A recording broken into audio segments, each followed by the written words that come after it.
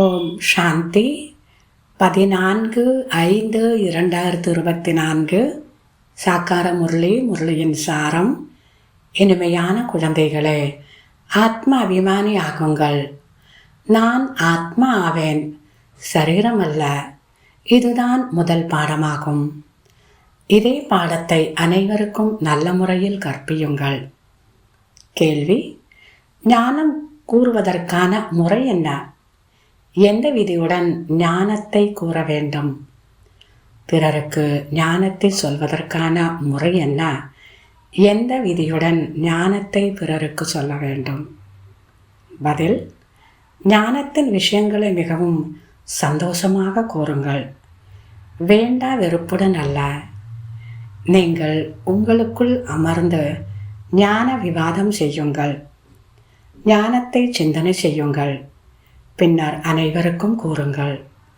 தன்னை ஆத்மா என்று உணர்ந்து பிறகு ஆத்மாவிற்கு கூறினீர்கள் என்றால் கேட்பவர்களுக்கும் குஷி ஏற்படும். ஓம் சாந்தி.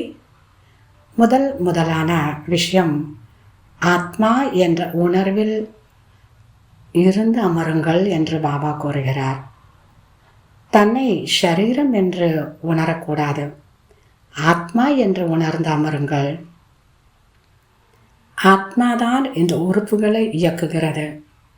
அடிக்கடி தன்னை ஆத்மா என்று உணர்வதால் பரமாத்மா நினைவிற்கு வருவார். தேகம் நினைவிற்கு வந்தால் தேகத்தின் தந்தை நினைவிற்கு வருவார். எனவே ஆத்ம அபிமானியாகுங்கள் என்று தந்தை கூறுகிறார்.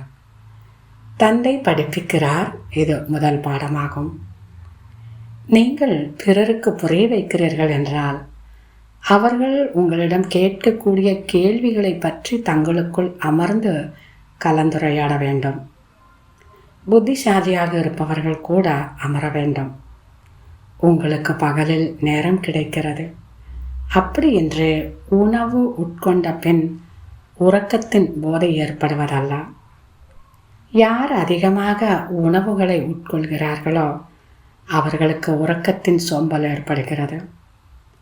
பகலில் வகுப்பு நடத்தி கொள்ள வேண்டும். கலந்துரையாட வேண்டும். கேள்விகளோ விதவிதமாக கேட்பார்கள். அவர்களுக்கு தேவை சரியான பதில். எனவே அவர்களை கவரும் விதத்தில் கூறினோம் என்றால் தன்னை ஆத்மா என்று பார்க்க வேண்டும். முதலில் தன்னை பார்க்க வேண்டும். நான் அனைவரையும் கவரும் விதத்தில் ஞானத்தை சொன்னேனா என்று தன்னை பார்க்க வேண்டும். திருப்தி ஆகியிருக்குமா அவர்களுக்கு? இல்லாவிட்டால் திருத்தங்கள் எடுத்து வர வேண்டும். தேவதைகள் உணவு மிகவும் குறைவாக உட்கொள்வார்கள். ஏனெனில் குஷி இருக்கிறது அல்லவா? எனவே குஷி போன்ற சத்துணவு எதுவும் இல்லை என்று கூறப்படுகிறது. குழந்தைகளாகி உங்களுக்கு அளவற்ற குஷி இருக்க வேண்டும். பிராமணர் ஆவதில் மிகுந்த குஷி உள்ளது. குஷி கிடைக்கும் போதுதான் பிராமணர் ஆகிறார்கள். இந்த ஞானத்தின் விஷயங்களை மிகுந்த குஷியுடன் கேட்க வேண்டும் மற்றும் கூற வேண்டும். நீங்கள் சூழியை போல் இருந்தீர்கள். இப்போது தந்தை வந்து வைரம் போல் ஆக்குகின்றார். பிறகு சூழை போல் ஏன் ஆகிவிடுகிறீர்கள்? நீங்கள் ஈஸ்வரிய முதல்வர்கள் ஆவீர்கள்.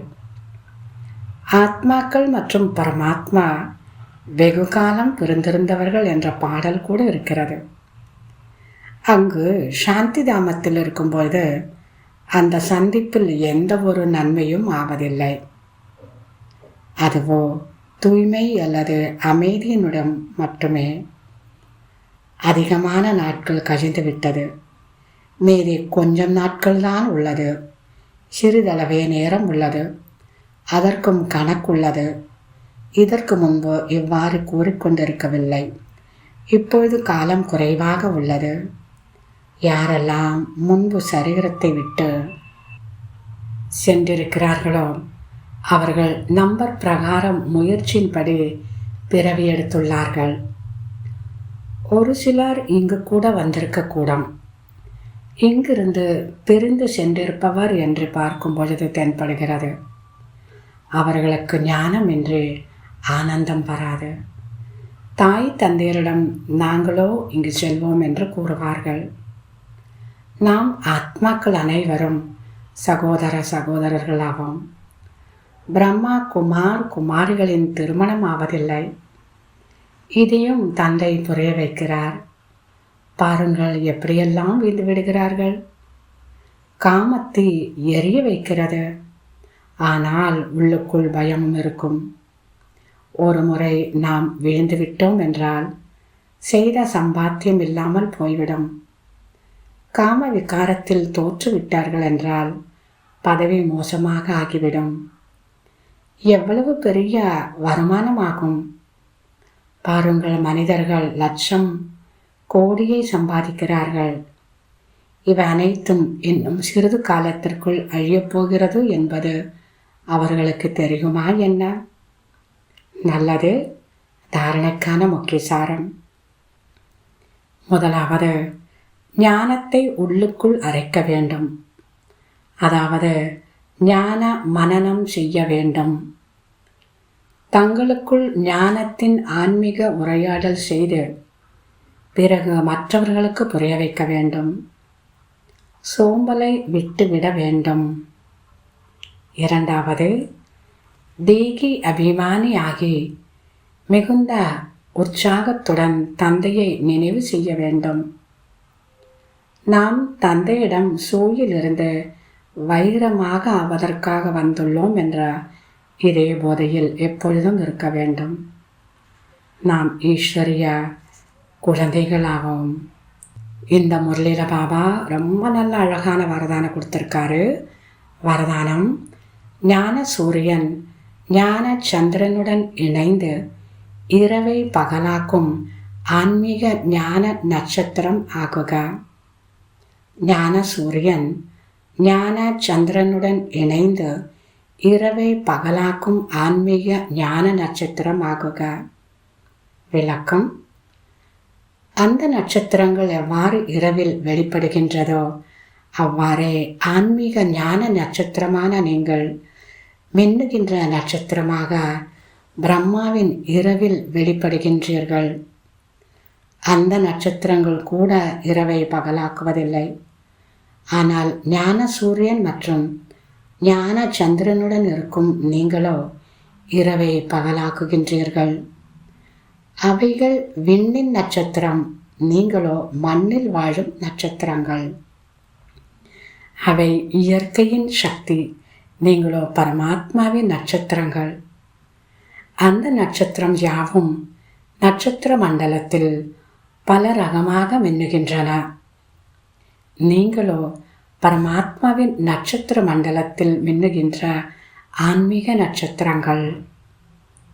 ஸ்லோகன்: சேவைக்கான வாய்ப்பு கிடைப்பதே ஆசீர்வாதங்களினால் பையை நிரப்புவதாகும்.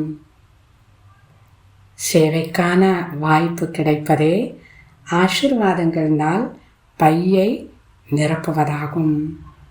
நல்லது. இனிமையிலும் இனிமையான 5000 வருடங்களாக காணாமற் போய் மீண்டும் கண்டெடுக்கப்பட்ட செல்ல குழந்தைகளுக்கு தாய் தந்தை பாப் தாதாவின் அன்பு நினைவுகள் மற்றும் காலை வணக்கம். ஆன்மீக குழந்தைகளுக்கு ஆன்மீக தந்தையின் நமஸ்காரம். ஆன்மீக தந்தைக்கு ஆன்மீக குழந்தைகளின் நமஸ்காரம். ஓம் சாந்தி.